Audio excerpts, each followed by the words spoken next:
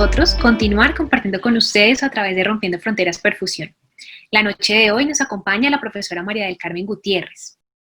Ella es enfermera, magíster en educación y actualmente doctorando en educación. La profesora María del Carmen se desempeña no solamente como docente universitaria desde hace muchísimo tiempo, sino que actualmente es la directora ejecutiva de la Asociación Colombiana de Facultades de Enfermería.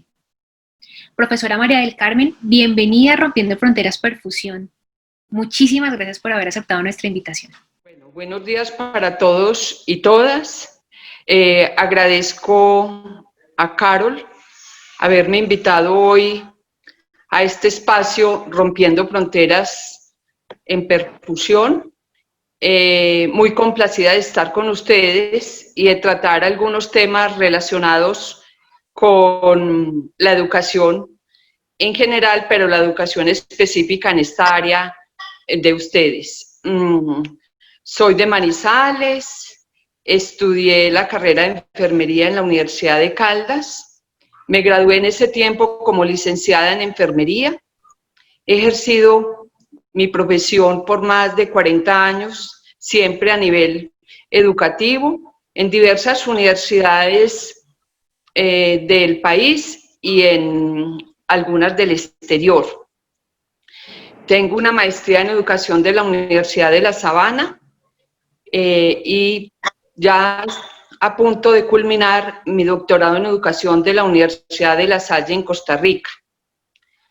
He hecho otros estudios adicionales como complejidad humana con un instituto argentino, auditor interno de Verivitas y otras muchas más cosas a las que le he apuntado. Siempre he trabajado en los procesos educativos, tengo una experiencia en autoevaluación, acreditación de programas, he sido parte del Ministerio de Educación Nacional en Colombia por más de 20 años, en programas de enfermería y en instituciones prestadoras de servicios de salud que son habilitadas para que sean en campos de práctica de las instituciones educativas en Colombia, en salud específicamente.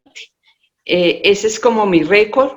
Trabajo actualmente como directora ejecutiva de la Asociación Colombiana de Facultades y Escuelas de Enfermería, donde me desempeño como la directora ejecutiva. Y entonces tengo experiencia de conocer los 62, 63 programas vigentes que tiene en este momento el país a nivel de enfermería, no solamente en pregrado, sino también en posgrado. Como esta es una especialidad que se abarca dentro de la enfermería, pues es muy importante para nosotros poder hoy tener con ustedes este diálogo en el que podamos compartir algunas experiencias de eso tan importante que ustedes realizan en la perfusión y circulación extracorpórea. Muchas gracias por estar conmigo y por haber atendido este espacio en el que vamos a compartir estas reflexiones. Antes de iniciar, vamos a contextualizarnos un poco. La perfusión y circulación extracorpórea es en Colombia actualmente un área del conocimiento en enfermería y algunas otras profesiones, que se ha desarrollado a nivel de especialización y durante mucho tiempo fue liderada por la Universidad del CES. Ahora también por la Universidad del Rosario, bajo la modalidad de residencia clínica, es decir, exige que los estudiantes tengan disponibilidad de tiempo completo para la adquisición de estas competencias. Después de haber tenido el jueves pasado nuestro panel con grandes líderes de educación en perfusión, a quienes agradecemos de nuevo por haber participado con nosotros, hemos encontrado entonces que en América Latina hay una gran diversidad en educación en cuanto a la formación previa del profesional que le permite acceder a este tipo de especialización en todos los países es distinta. Hay niveles de profundización. En algunos países puede ser un curso, ser perfusionista, en otros países es un curso posttécnico, un diplomado, una especialización o actualmente tenemos grados de maestría. Algunas de estas operan bajo la modalidad de créditos educativos o tienen sus diseños curriculares basados en competencias. Hoy es para nosotros un placer contar con su presencia en Rompiendo Fronteras, ya que sabemos de su gran experiencia tanto en educación como en procesos de acreditación y calidad, y estamos seguros que serán enriquecedores para nosotros. Teniendo en cuenta entonces el nuevo paradigma de la educación, en el cual el estudiante hace parte de un proceso y se vuelve el centro del mismo, siendo parte activa, ¿en qué se basa el aprendizaje por competencias? Sobre este tema yo quiero decir algunas cosas muy importantes. El nuevo paradigma de la educación, que nos habla de esas pedagogías alternativas o emergentes que están surgiendo hoy en día y que han surgido hace unos 20 años más o menos atrás, nos hablan de que la educación se debe centrar en el estudiante. Él es el eje principal de nuestro proceso educativo. Hacia él es que debemos cambiar ese sistema de enseñanza-aprendizaje. Entonces, en relación a esto, nosotros siempre hemos trabajado o trabajamos anteriormente con lo que llamábamos objetivos. Los objetivos son las intencionalidades que tiene un programa, es decir, la intención que yo tengo en ese proceso de formación. Pero las competencias se convierten hoy en día en el producto y son los logros o referentes que yo voy a mirar en ese estudiante en su saber hacer, en su saber ser y en su saber estar. Y hoy en día le estamos añadiendo el saber crear. Entonces, las competencias para nosotros son esos elementos que nos podemos nosotros referenciar en ese estudiante como un ser total, porque no vamos a separar ni el conocimiento, ni las destrezas, ni las habilidades, ni las actitudes. Le vamos a mirar esa totalidad a ese ser humano o persona que estamos formando. Entonces, las competencias sí son muy importantes. Algunos programas los han convertido a competencias, otros han seguido con objetivos, pero es que realmente las competencias y los objetivos son afines, no son contrarios. Y por eso entonces nosotros hablamos de formación por competencias para ese proceso de enseñanza-aprendizaje. ¿Qué pasa a veces con las competencias? Que algunos dicen no poner los verbos en infinitivo, sino poner como si estuviéramos conjugando ese verbo. Logra, aplica, evalúa, valora, etc. Entonces, por eso es que las tenemos de esa manera. Pero en los objetivos nosotros las ponemos con un verbo en infinitivo. Entonces, las competencias sí son importantes en ese sentido. Pero ¿para qué nos sirven las competencias a nosotros? Para mirar si ese producto que nosotros intencionalmente hicimos en nuestro programa se logró con los estudiantes para que sea capaz de resolver los problemas que se le presentan en su práctica o en su quehacer profesional. Ahí es donde nosotros entonces hablamos de eso que llamamos competencias, porque las competencias las observamos, las miramos, las evaluamos de otra manera diferente. Teniendo en cuenta eso que usted nos está contando, ¿cómo considera usted entonces podría ser el proceso de evaluación que permita la coherencia entre el diseño curricular y la evaluación de las competencias de los estudiantes? Sobre la evaluación es un tema sumamente delicado que nosotros a veces debiéramos de mirarlo desde otro punto de vista. Hemos evaluado tradicionalmente y ese ha sido uno de los problemas educativos más grandes que tienen hoy en día en la educación.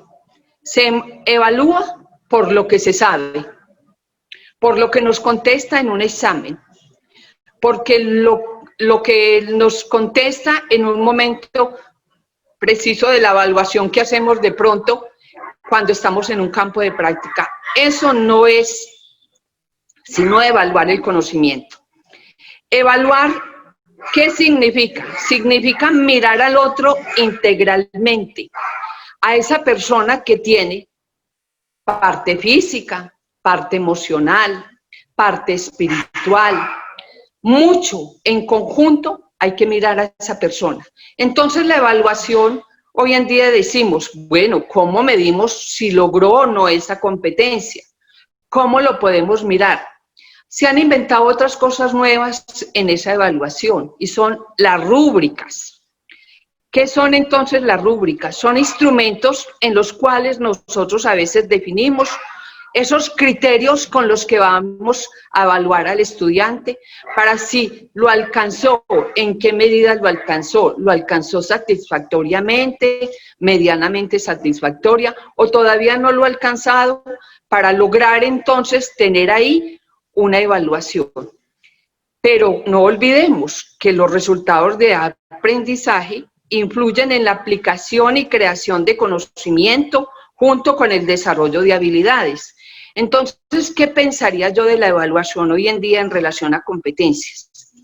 Cuando nosotros hacemos el programa o elaboramos una unidad o una clase, ¿qué medimos nosotros? Nuestra intencionalidad a través de unos objetivos que son medibles y explícitos. Pero en las competencias miramos eso en el campo profesional, como en el campo de formación, cómo lo aplica el estudiante de una manera global.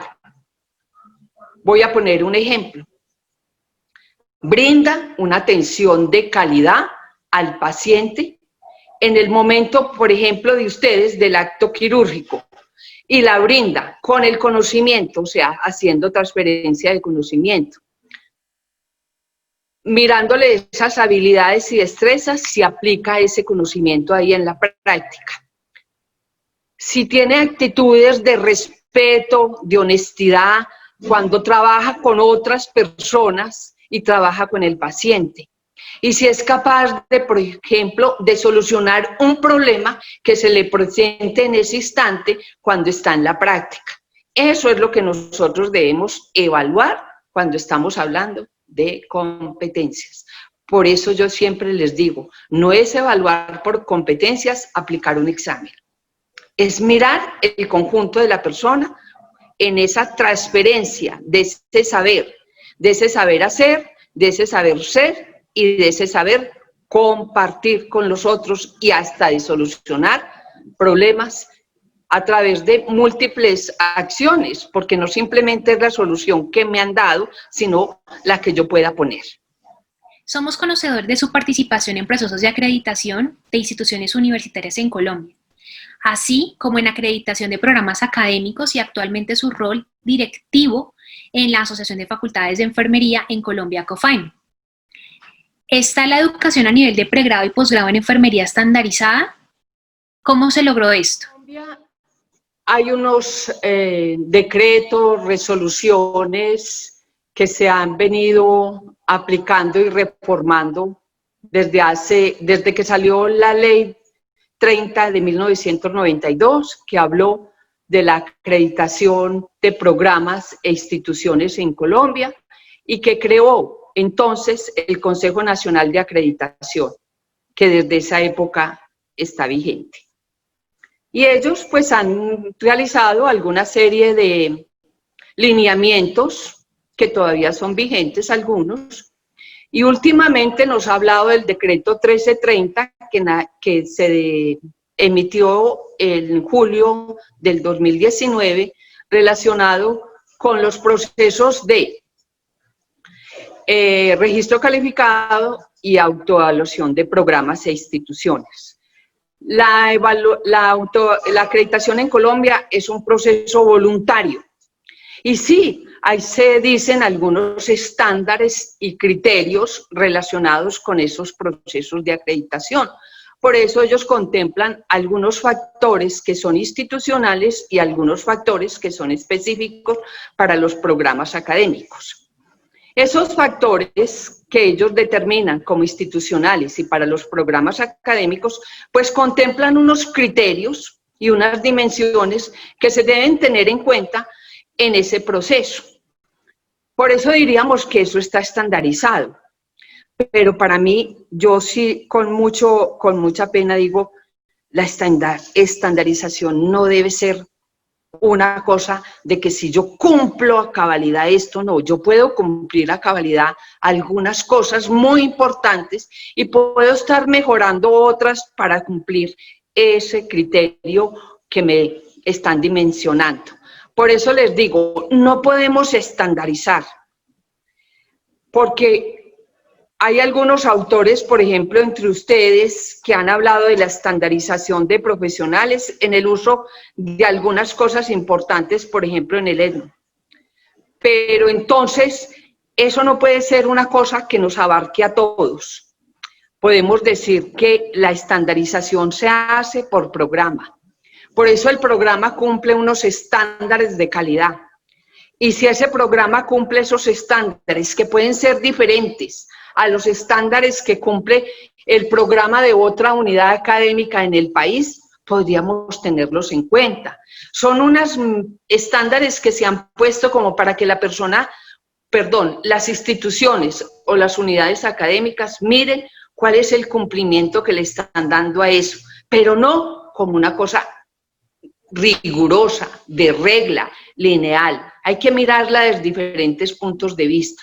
Por eso cuando se visita una unidad académica, se debe, en vez de ser un fiscal, un juzgón, se debe decir, miremos a ver qué es lo que ustedes han cumplido, cuál es la misión y la visión de su programa, qué es lo que ustedes pretenden en la formación de sus estudiantes. Lo que hemos encontrado, en Colombia, la única residencia clínica en enfermería es perfusión y circulación extracorpórea. ¿Qué requisitos entonces debe cumplir un docente para formar profesionales en este tipo de especialidades? Yo les hago y les quiero decir una pregunta en relación a esto. El CES, desde hace varios años, la tenía como una especialidad en enfermería, que es la perfusión y la circulación extracorpórea. Ahora aparece la Universidad del Rosario con una residencia clínica. ¿Qué contemplan ellos como residencia clínica? Hay que mirar eso. Porque las residencias en Colombia de las especialidades médicas son contempladas como maestrías en Colombia. No son especialidades, son muy diferentes. Esas maestrías en Colombia requieren profundización en ese saber, pero también una investigación. Entonces, fíjense que el residente médico en Colombia es una persona que se ha preparado durante 4, 5 semestres, es decir, 2 años y medio, o inclusive algunos más, 5 semestres, en ese saber específico que es su residencia. Y aquí nosotros, cuando hablamos de residencias clínicas en perfusión, las estamos viendo en 3 semestres. Es muy diferente que sea una residencia clínica en 3 semestres a más semestres y en relación con el proceso de investigación. Eso hay que aclararlo y clarificarlo muy bien. Pero ¿qué necesitamos nosotros en esos profesores? Pues en esos profesores que de pronto cumplan ese rol, en esa que llamamos hoy en día residencia clínica, en la Universidad del Rosario, pues se requieren profesores preparados en el área específica de la perfusión, pero preparados también en el área específica de investigación, porque ahí es donde deben hacer esa investigación aplicada que podamos nosotros hacer en esas residencias. Entonces se requiere un profesor que no solamente sepa su saber y sepa traspolar ese saber a la enseñanza en esos estudiantes o aprendices que van a ingresar, sino también que sepa investigar. ¿Y qué le implica a un profesor para su saber? Que sea capaz de aplicar el pensamiento crítico y científico en ese saber que está dando. Que sea flexible, que conozca ese saber específico, que lo sepa transmitir, que sepa sobre pedagogía y estrategias didácticas o estrategias metodológicas para hacer esa mediación pedagógica, que no solamente lo hace por fuera del aula, sino también en el campo práctico, que sepa también de tecnologías de la información y la comunicación, porque hoy en día muchas cosas las estamos haciendo a través de esos medios. ¿Por qué? Pues porque estamos en confinamiento. quizás ustedes sí están permitidos entrar de pronto a las cirugías que están haciendo porque pues son personal de la salud y son personal que está habilitado para entrar a esos medios. Entonces debemos mirarlo desde ese punto de vista. Es una persona que se tiene que preparar, no solamente en su saber específico, en las tecnologías de la información y la comunicación, en investigación, pero que sepa también de pedagogía y de didáctica para poder enseñar. Eso es una de las cosas que yo miraría en este proceso. Dentro de la heterogeneidad que hemos encontrado en la formación de los perfusionistas en América Latina, ¿cree usted posible la estandarización de los programas educativos en perfusión? Yo veo en América Latina varias cosas. Hay programas en América Latina que tienen esa especialidad. Esto nació en Europa y en España, pues, que fue inicialmente donde se inició la perfusión y la circulación extracorpórea. Pero yo no diría que debemos estandarizar. Nosotros, ¿qué debemos mirar en ese estudiante que estamos formando en esa área específica? Debemos mirar esas competencias que debemos formar en él. Por ejemplo, que sea un estudiante autosuficiente. No simplemente que se enmarque a su saber, sino también a otras áreas que comulgan en su ejercicio profesional. Que entonces hay que mirar ese entorno, esa cultura, que sean buscadores de democracia, que sepan ser críticos pensadores, que visualicen de forma efectiva y creen ideas en situaciones nuevas y ambiguas que se presenten en su ejercicio profesional. Que los vean esos problemas desde diferentes perspectivas. Por ejemplo, se le daña la máquina dentro o hay una avería en la máquina dentro de su realización de su perfusión, que sean capaces de resolver ese problema. Porque si no, entonces paralizaríamos la cirugía o miraríamos al paciente desde otro punto de vista. Hay que mirarlo desde ese punto de vista. Que resuelvan problemas, que trabajen en equipo, que sean inquisitivos. Ellos trabajan mucho en equipo, tienen que trabajar en equipo. Tienen que mirar con otros lo que sucede en la cirugía, no simplemente con el cirujano y el anestesiólogo, también entonces con la instrumentadora o la enfermera que actúa a veces como instrumentadora en ese equipo. Que sean inventores de caminos, de aprendizaje, que sean autodidactas y que sean capaces de autodirigirse a buscar ese conocimiento. Entonces no podemos estandarizar, tenemos que mirar el entorno o el contexto específico en el que actúa esa persona específicamente. Por eso entonces restringir el conocimiento a unas competencias sería muy reduccionista. Yo pienso que debemos mirarlo desde otro punto de vista, esa estandarización. No mirar en Tunen, por ejemplo, no me recuerdo muy bien el año específico en que sacó las competencias específicas en formación en enfermería. Y él habló de unas competencias que son genéricas y unas competencias que son específicas. Y entonces tenemos que mirar nosotros cuáles son esas competencias genéricas generales que podría tener un perfusionista. Pero también debemos las específicas de acuerdo al entorno y a la autonomía que nosotros tenemos en el programa académico y en el sitio específico donde se esté realizando. ¿Cuáles considera usted que pueden ser las estrategias que permitan el fortalecimiento de procesos de movilidad y homologación en el país? Las homologaciones en Colombia no son fáciles. La movilidad existe y la podemos tener en cuenta. Y es muy importante porque la movilidad le da al estudiante otra visión del saber en otro contexto. Y eso es muy importante para poderlo aplicar. Yo leí algo sobre un enfermero perfusionista que trabaja hoy en día en la cardioinfantil, que fue al Brasil y eso fue una cosa enriquecedora para él. Eso es muy importante.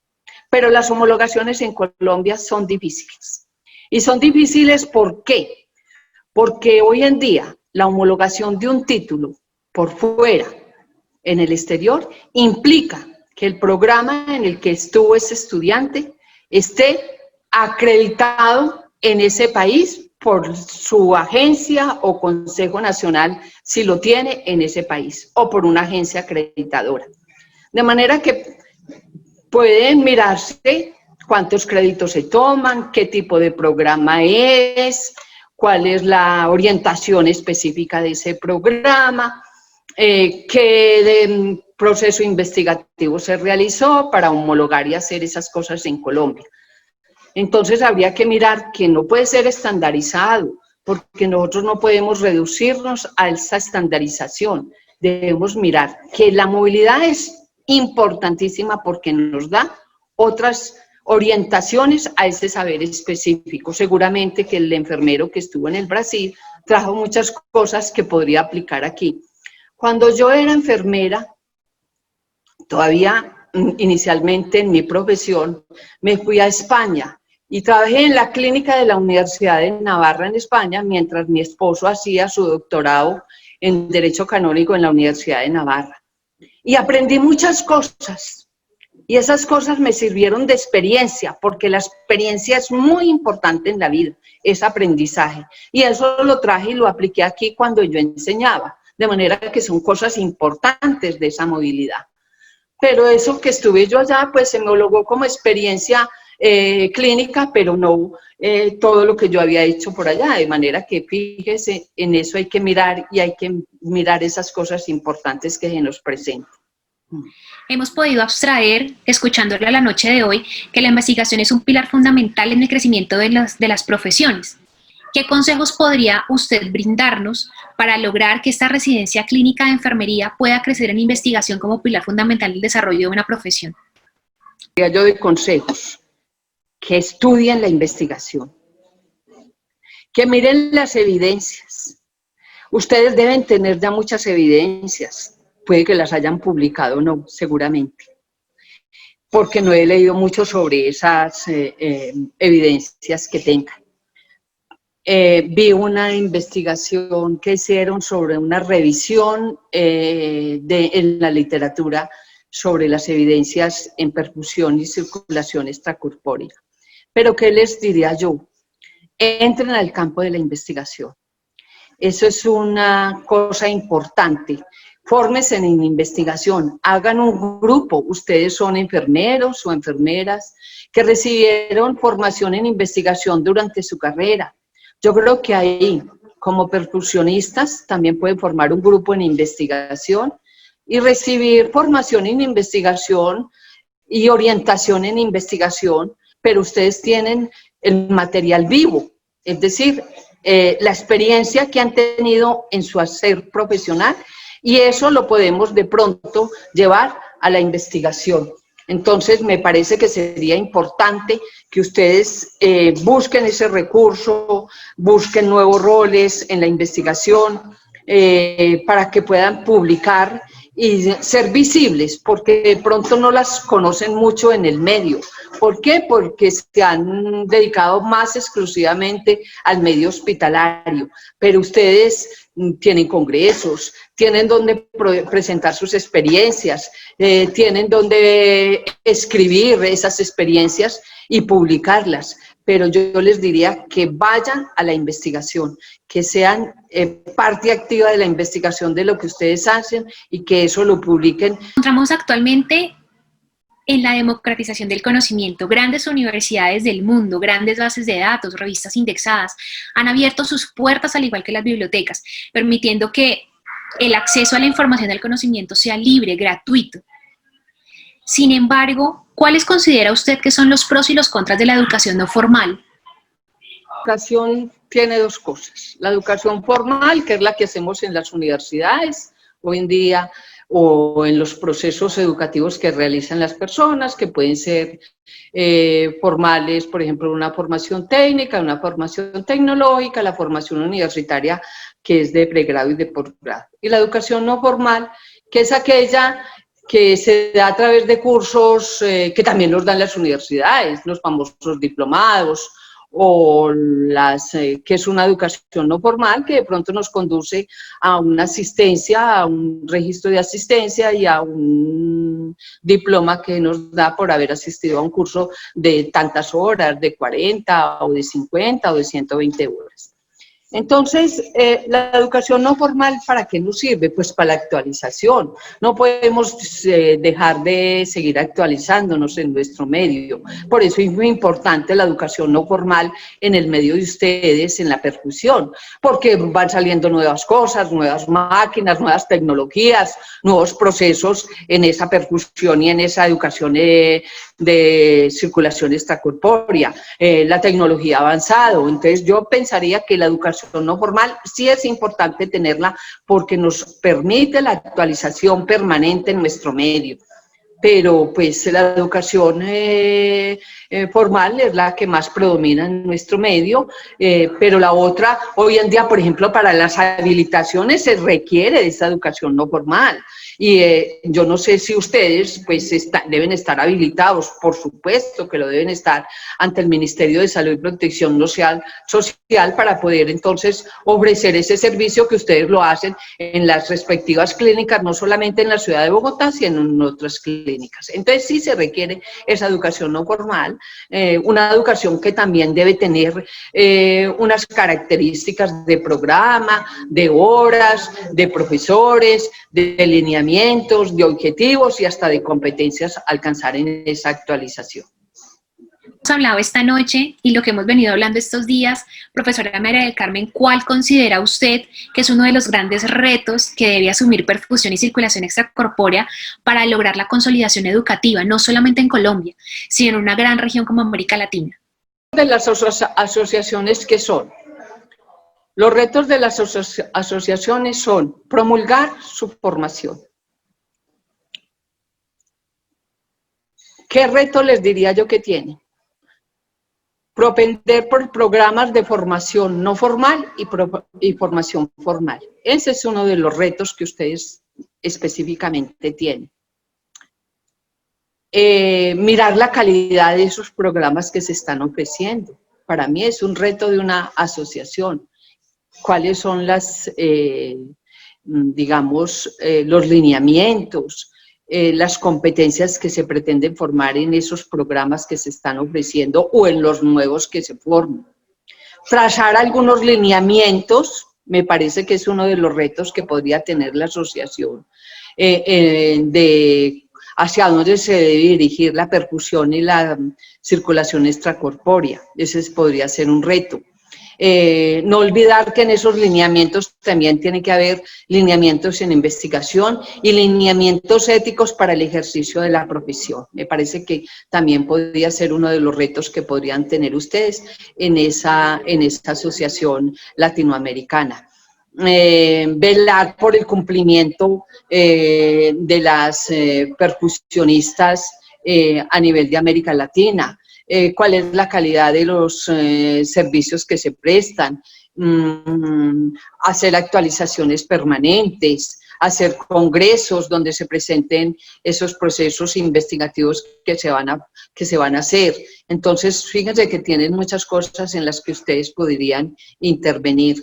Esas asociaciones son importantes también para que estén presentes a nivel de los diferentes ministerios de salud y de educación, no solamente en el país, sino en otras partes de los países de América Latina. Para terminar, en el mundo se habla de exámenes de certificación teóricos para diversos profesionales, cuyo objetivo es la certificación del conocimiento teórico, es decir, del saber. ¿Usted ve esto viable en una especialidad en la cual no hay estandarización de los programas educativos? ¿Cuáles serían las ventajas o posibles desventajas de plantear un examen de certificación teórico? En América Latina tienen certificación. Ustedes están promulgando la certificación en América Latina y seguramente que las certificaciones les ayudarán de pronto para mirar en los otros, en algunos programas y en algunas instituciones de salud a nivel de América Latina para mirar si esa persona está apta o no para desempeñarse como perfusionista en ese hospital o en esa clínica.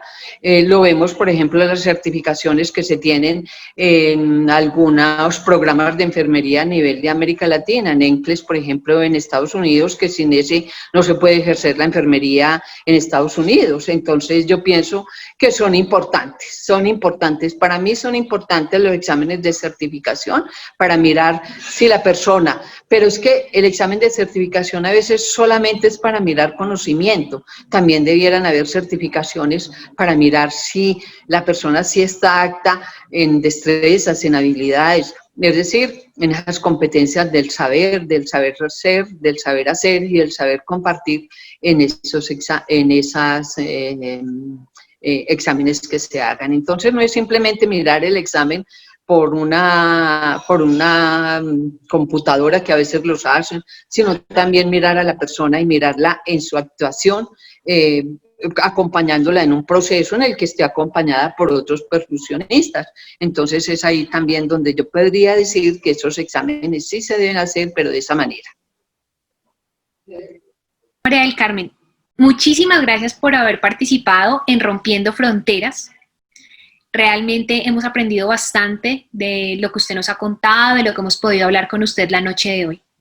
Gracias a ustedes por haberme invitado y cualquier cosa en la que yo pueda servir en el proceso educativo, con mucho gusto, aquí estoy siempre presente.